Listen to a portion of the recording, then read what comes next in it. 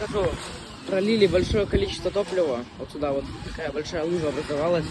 Приехали специалисты и засыпали непосредственно специальной такой землей, или как это называется, крошка, которая впитывает в себя. Вот так вот придумали это.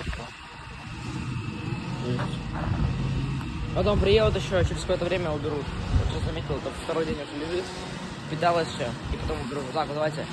Кому нужна на работу, можете смело обращаться. КО ДСК предоставляет большой спектр услуг. Добрейшего и хорошего дня.